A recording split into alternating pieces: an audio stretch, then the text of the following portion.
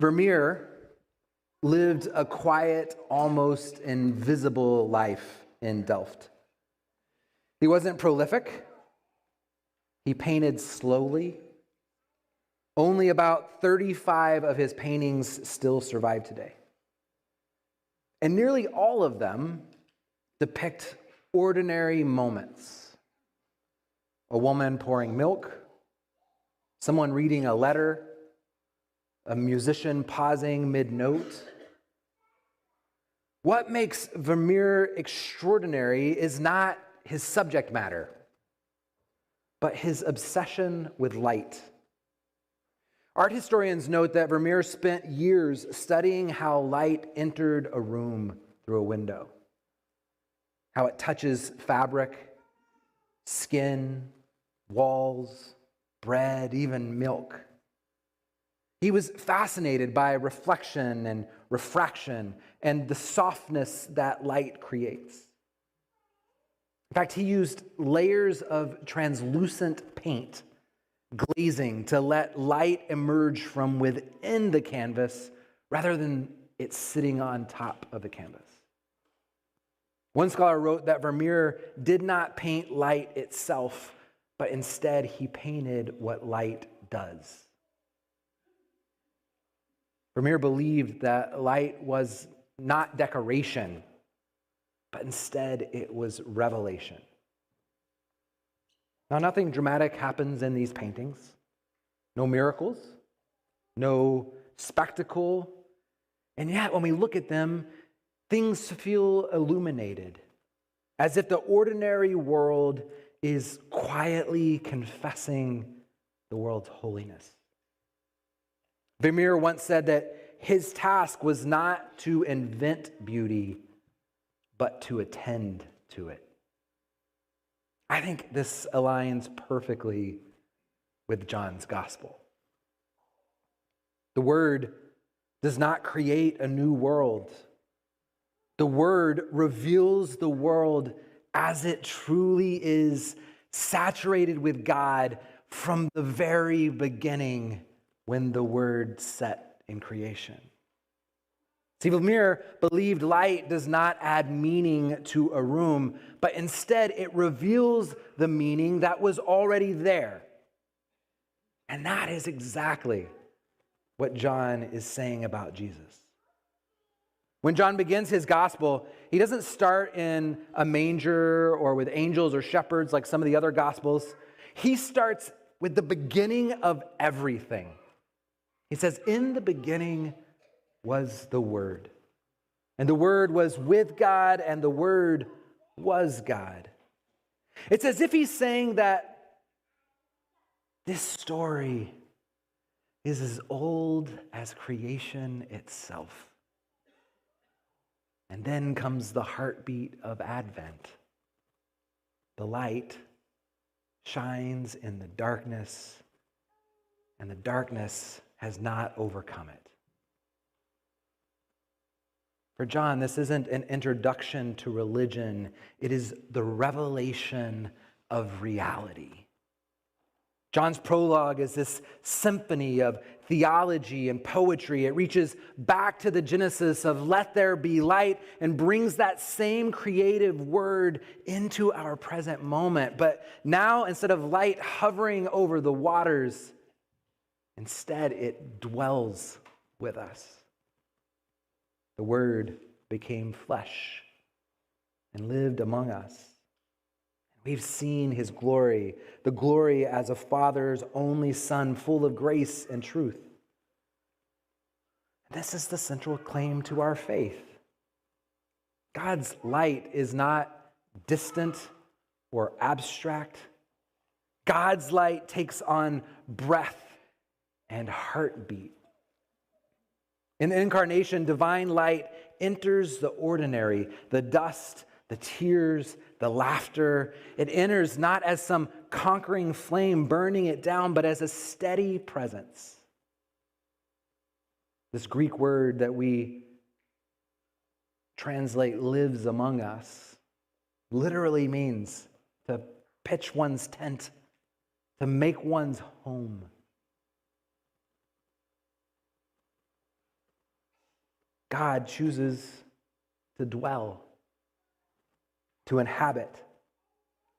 And this light doesn't come to judge the darkness, but instead to inhabit it, to reveal that even there in the midst of whatever darkness is in our world, God is, was, and always has been. So John's gospel begins with God searching for us. Light seeking the shadow. Love seeking the lost. This revelation is about presence. When John speaks of light, he's describing divine reality becoming visible, tangible, like God in God's self has put skin on to make it all make sense finally. This is the heart of God. Relational presence. Now, this revelation is not a one-time announcement, but we can trace it through the entire sacred text, an ongoing invitation. God's light keep taking love's form, whatever way that love takes root, it continues to show and to shine until we get it. And this incarnation is not God stepping into creation from outside of it, but it is God revealing what has been true from the very beginning of the fabric of time, that God's light has always been woven through creation's fabric. It was always there. Every atom, every heartbeat, every act of compassion is illuminated from within by God's divine presence. So when I say the Word became flesh, what we're naming is not only Jesus' birth, but we're naming a truth about reality itself. A truth that nobody can take away. That God's glory is here. So revelation then is not a moment of arrival. It is an unveiling. It is a curtain being pulled back to show what has always been true that somehow we keep missing. And this revelation changes everything. Because once we've seen light in the flesh, we can never again divide the world into sacred and profane, holy and ordinary. Instead, every meal that we take becomes communion. Every act of love becomes sacramental.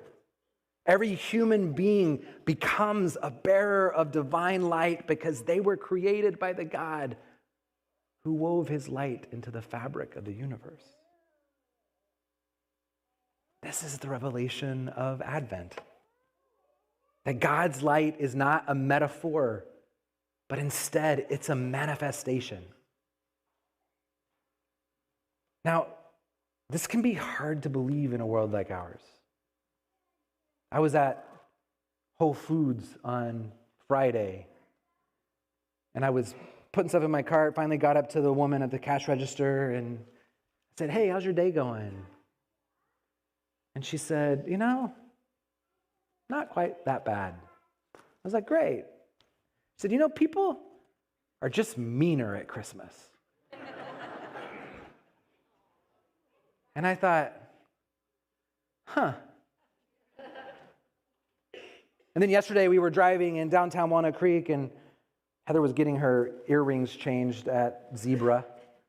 And we pulled up to that spot, and there was a car that was just trying to parallel park. But it was like the earth had shattered for the people behind him.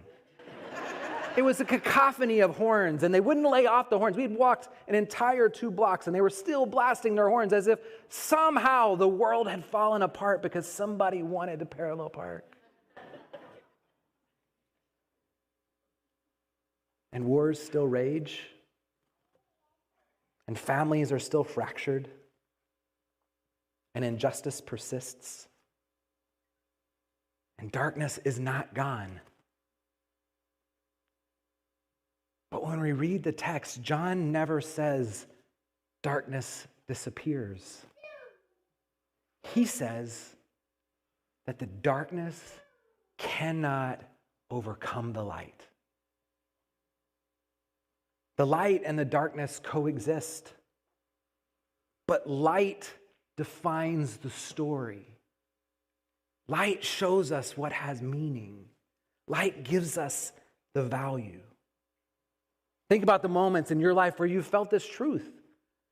Not in grand miracles, but in these moments of quiet grace. When you watch the nurse hold your loved one's hand throughout the night. Or when a friend shows up with food when words fall short. Or when a community is rebuilding after loss. Or when a teacher refuses to give up on a struggling student. Or when your neighbor plants trees that they're never going to sit under. Or when a congregation opens its doors wider than what sometimes feels comfortable. These are not interruptions of divine light. They are its revelation. Every act of mercy, every gesture towards courage, every step towards reconciliation, all of it is incarnation continuing. It is God putting skin on and living amongst us. We live in a world that teaches us to chase what's bright, to perform, to compete, to prove. But the revelation of Christ invites us to rest in the steady glow of God's presence. God doesn't ask us to outshine the darkness. God asks us to recognize that light already shines within it. John's gospel insists that God's light is not fragile. It doesn't flicker with circumstance. It burns in the heart of all of reality. And when we grasp that, even faintly, something begins to awaken in us. We begin to see the world differently. We begin to ask the questions at the cash register. We begin to see that it's crazy to lay on your horn, even when you're frustrated in downtown Walnut Creek. We begin to live as the world is saturated with God's grace. Because it is. So how do we practice this revelation? How do we live with eyes open to divine light? First, I think we have to cultivate wonder. The light is always present.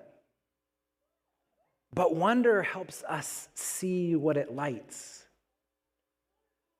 We need to have a bit more curiosity about what's going on in our world. A bit more curiosity about why that spot of our world is so dark. A bit more curiosity about what light might look like if it was shined in those spaces. So the challenge is to take time this week in the midst of all of the craziness of Christmas and getting ready for everything that's to come, to take some time to notice the way the light falls across your kitchen table. The sound of laughter in a busy grocery store. The warmth of a shared meal. These small revelations are windows to God's grace. But we've also got to practice incarnation in ourselves. The Word became flesh. Even now, through us, through you, and through me, it keeps becoming flesh. Every time we embody love in concrete forms, every time we show up for somebody in need, every time that we sit a little longer with that person who just needs somebody, every time we listen a little deeper, we hold it a little closer, every single time light becomes visible again, and people around us begin to see what it's like for God to have skin on. And third, during this season, there's no better time than to practice space for a little bit of mystery. Revelation doesn't mean that we understand everything. It means trusting that what is hidden still holds divine purpose. Faith is not the absence of questions. In fact, the part of the mystery is holding out the questions and saying, here are the questions that I hold in this chaotic world of which I don't have any understanding. When our world seems to be falling apart, and yet we still believe. We still hold that in the midst of all of the chaos, that God's presence could still be breaking in and manifesting in ways that we could never experience. So we stay in the room and we listen deeply and we love without agenda. Because revelation is not a flash of certainty, it's a slow unveiling of grace through relationship. See, when Vermeer studied light, he was not trying to make something happen. He was trying to learn how to see. He sat by windows day after day, not to force beauty into the room, but to notice how light revealed what had actually been there all along. And that, John tells us, is what Christ teaches us. The Word enters the world to reveal what has always been true. That God is love. And that love is the story, not the darkness that surrounds it.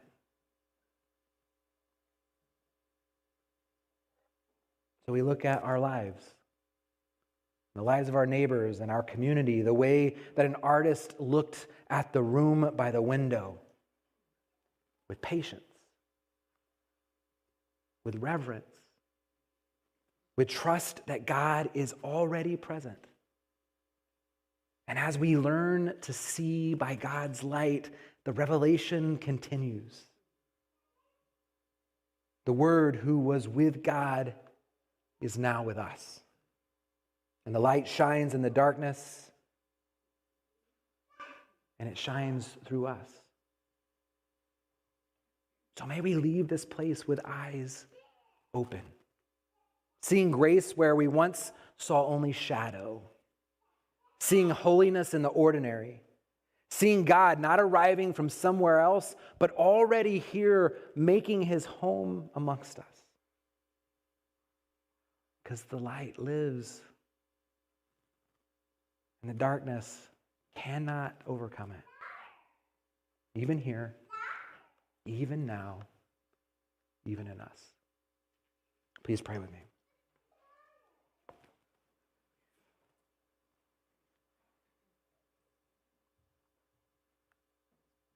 God, it feels like in the last few months and years that darkness might be winning.